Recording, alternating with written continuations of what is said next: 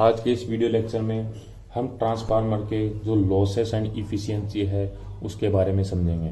ठीक है, तो जब भी लॉसेस की बात होती है तो हमें पता है जब भी कोई वर्क हो रहा हो, वर्क मीन्स मतलब जब भी कहीं वर्क मतलब ट्रांसफार्मर में या फिर किसी भी मशीन्स में या कहीं भी, तो हमारे पास कुछ ना कुछ लॉसेस अवश्य जरूर पाए जाते हैं। ठीक है, और लॉसेस के द्वारा क्या होता है, लॉसेस वो जो कन्वर्ट हो जाते हैं हमारी टेम्परेचर राइज के अंदर। ठीक है, तो आज हम पढ़ेंगे लॉसेस के बारे में, तो ट्रांसफार्मर के लॉसेस के बारे में।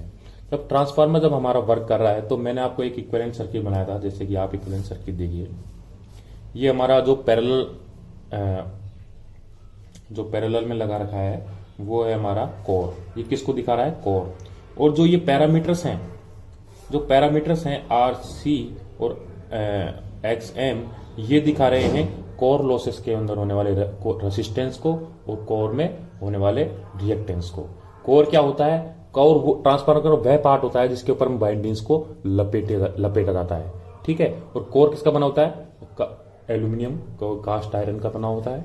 ठीक है, अब जो ये ट्रांसफार्मर है इसको हमने वोल्टेज की सप्लाई दी थी, और इसके अलावा जो ये रेसिस्टेंस और ये रिएक्टेंस जुड़ा होता है सीरीज में ट्रांसफार्मर के, उसको हम बोलेंगे, ये अगर इक्विवेलेंट सर्किट है और उसको हमने प्राइमरी साइड रिफर कर दिया है तो हम इसको बोलेंगे RE1 और XE1।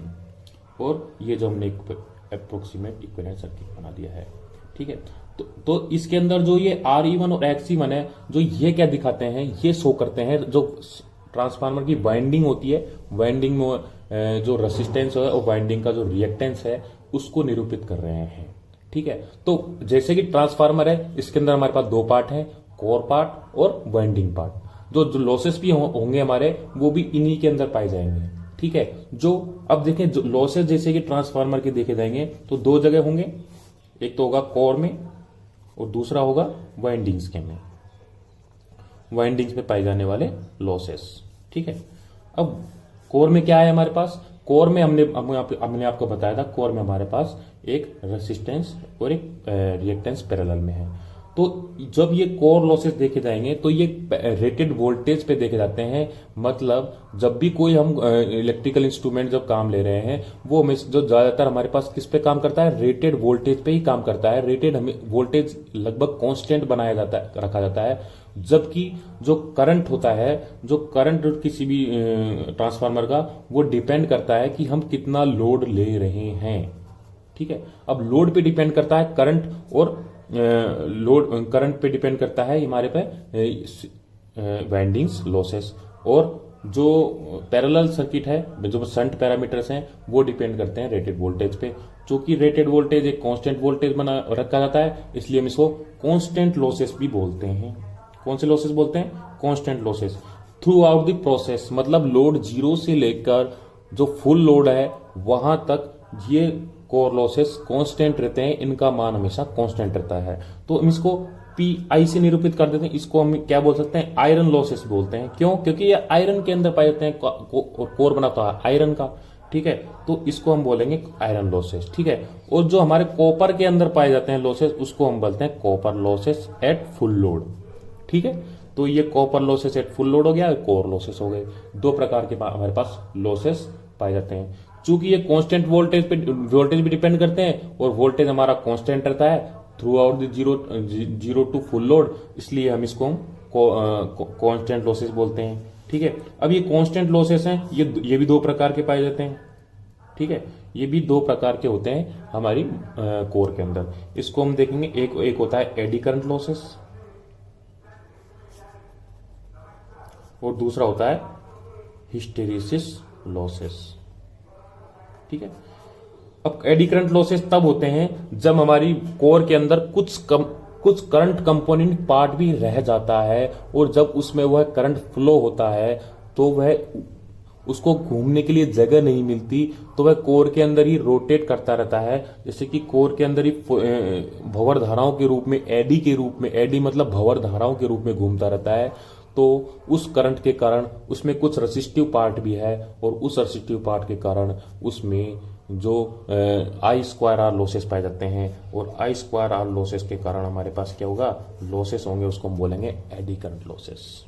ठीक है, एक होता है हिस्टेरिसिस लॉसेस, हमने देखा है कि किसी भी कोर लॉस में, किसी भी कोर में कुछ रेजिडुअल मैग्नेटिज्म रह जाता है। उस रेजिडुअल मैग्नेटिज्म को विपरीत साइड में हमको करंट देना पड़ता है ताकि हम उस रेजिडुअल के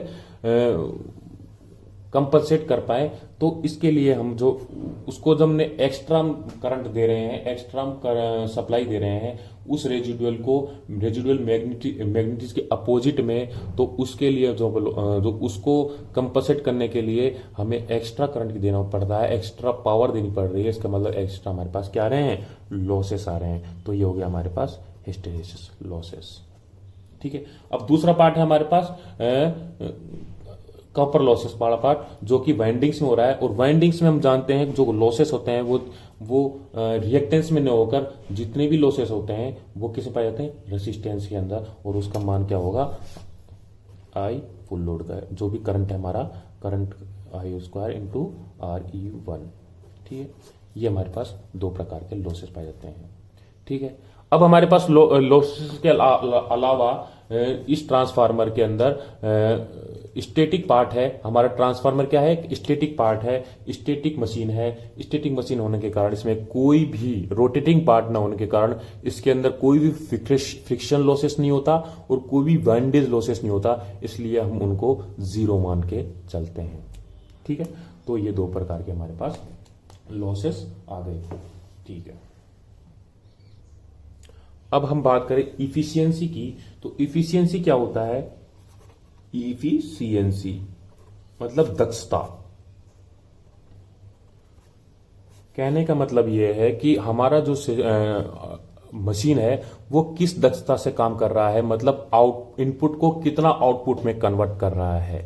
ठीक है, तो मतलब यदि इनपुट के लगभग बराबर ही अगर हमारे पास आउटपुट आ रहा है तो इसका मतलब हम कहते हैं कि मशीन की दक्षता अधिकतम है और मशीन एक आइडियल कंडीशन में काम कर रही है।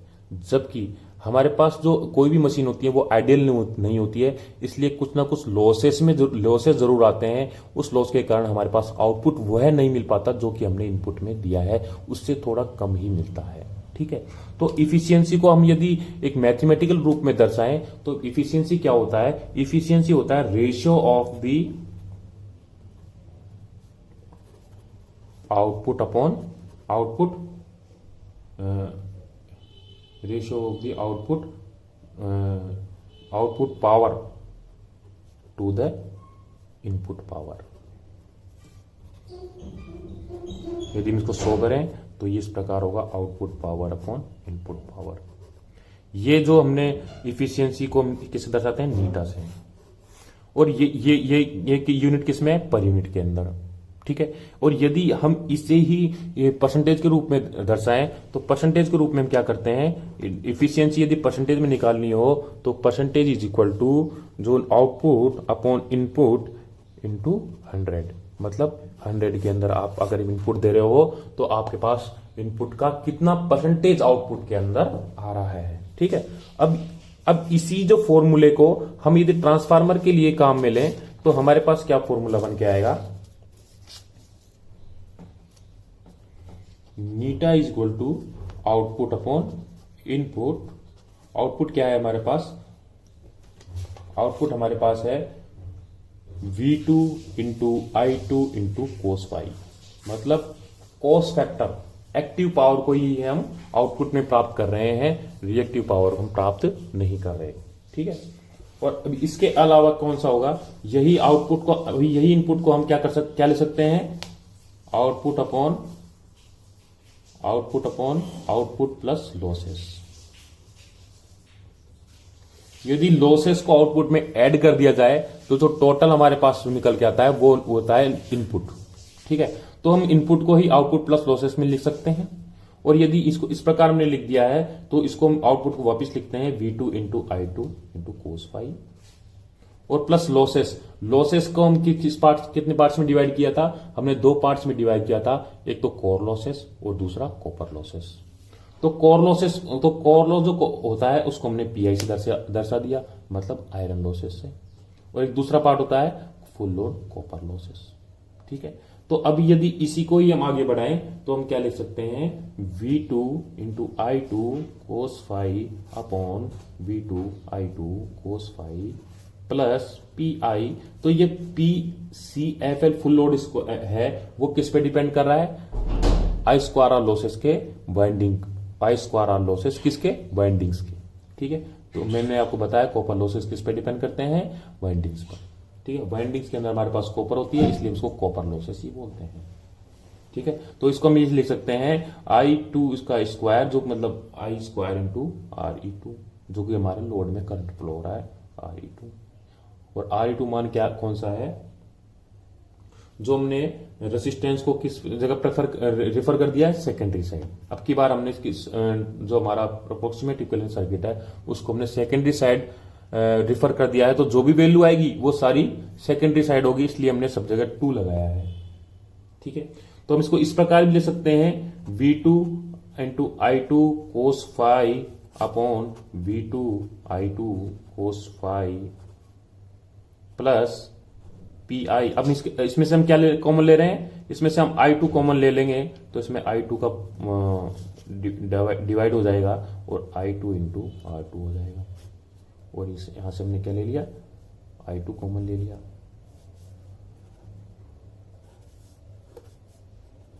अब यदि हमने I2 कॉमन ले लिया है तो I2 से I2 कट जाएगा और फिर बचेगा क्या हमारे पास? V2 cos phi upon V2 cos phi plus P I upon I2 plus I2 into R2। ये हमारे पास इफिशियंसी का फॉर्मूला निकल के आ गया है। ठीक है, अब यदि हमें पास क्वेश्चन आए, रेटेड हमारे रेटिंग दे रखी हो ट्रांसफार्मर की बजाय वोल्टेज और करंट के, तो हम जानते हैं rating is equal to V into A, voltage into current. ठीक है, तो हम इसको क्या लिख सकते हैं? इसको हम लिख देंगे VA, जो रेटिंग हमको क्वेश्चन के अंदर दे रखी होगी। क्वेश्चन अगर इस प्रकार आए तो हम VA बराबर वोल्टेज की रेटिंग को ले सकते हैं, या फिर VA बराबर हम क्या लिख सकते हैं? Rating of the transformer. ठीक है, तो ये हमारे पास इफिशियंसी का फॉर्मूला आ चुका है। अब यदि हमसे पूछा जाए कि वह कौन सी कंडीशन होगी जब ट्रांसफार्मर में मैक्सिमम इफिशियंसी होगी। ठीक है, कौन सी कंडीशन होगी जब ट्रांसफार्मर में मैक्सिमम इफिशियंसी होगी? उससे पहले हम ये देखेंगे कि ट्रांसफार्मर के जो लॉसेस हैं उसके अंदर किस प्रकार वेरिएशन आ रहा है। किसके साथ? करंट के साथ, लोड के साथ, या फिर हम क्या बोल सकते हैं इसको? लोड के साथ। ठीक है, और ये हमारे पास क्या है? लॉसेस कौन कौन से? आयरन लॉसेस और कॉपर लॉसेस। मैंने आपको बताया कि आयरन लॉसेस क्या होते हैं? कांस्टेंट लॉसेस होते हैं, उनकी वैल्यू लोड पर डिपेंड नहीं करती, इसलिए थ्रू आउट द लोड अगर हम 0 से मैक्सिमम की ओर ले जाएं, फुल लोड की तरफ ले जाएं, तो उनका वैल्यू कांस्टेंट बनी रहती है। ठीक है, और जो कॉपर लॉसेस हैं उनका मान स्क्वायर के रूप में इस तरह बढ़ता है। ठीक है, तो ये हमारे पास कॉपर लॉसेस को इंगित कर रहे हैं और ये आयरन लॉसेस को। इसको हमको क्या लिख सकते हैं? PCFL भी लिख सकते हैं। ठीक है।